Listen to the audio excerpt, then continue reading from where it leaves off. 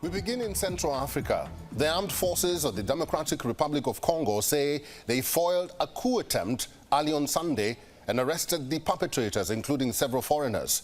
It followed attacks on the presidential palace and the residence of a close ally of Congo's president that left 3 people dead in the capital.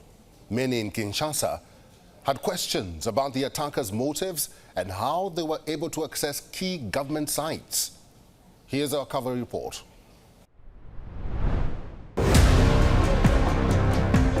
It all started with this video posted on Facebook by self-exiled opposition leader Christian Malanga, threatening Congo's president Felix Tshisekedi.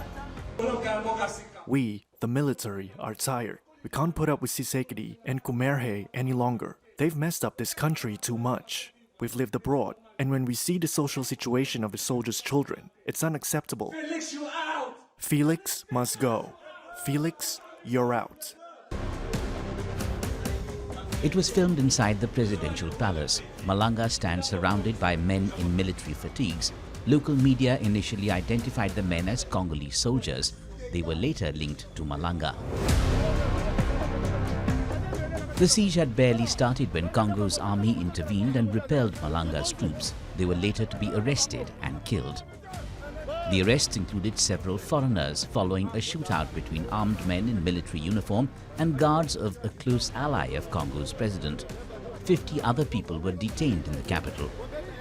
Les forces armées de la République démocratique du Congo. The armed forces of the Democratic Republic of Congo inform our citizens and the international community that an attempted coup d'etat has been nipped in the bud by the defense and security forces. The attempt involved foreigners and Congolese. These foreigners and Congolese were put out of action, including their leaders.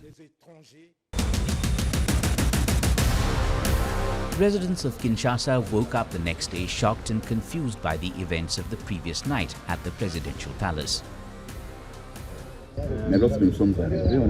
When we arrived, we were shocked to see a frontline situation. It was a battlefield. We found hundreds and hundreds of shell casings here, and the forensic police had cordoned off all the neighborhoods. There were bodies on the ground, outside, inside, wounded people, blood everywhere.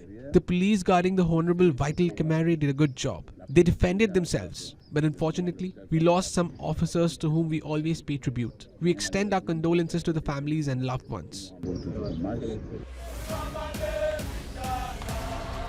The foiled coup came as mourners gathered for funerals of victims of an attack on a camp for internally displaced people in eastern DR Congo, which the government has called a war crime. The funerals were held in Goma, the main city in North Kivu province, which has been plagued by fighting between M23 rebels and Congolese armed forces. We don't even know who these people are. What is happening in the country is not right. The palace of the nation has always been very secure. How did they get there? Tshisekedi was re-elected president in December in a chaotic election amid calls for a revote from the opposition over what they said was a lack of transparency. The Central African country has witnessed similar trends in the past of disputed elections. Bureau Report, WION World is One.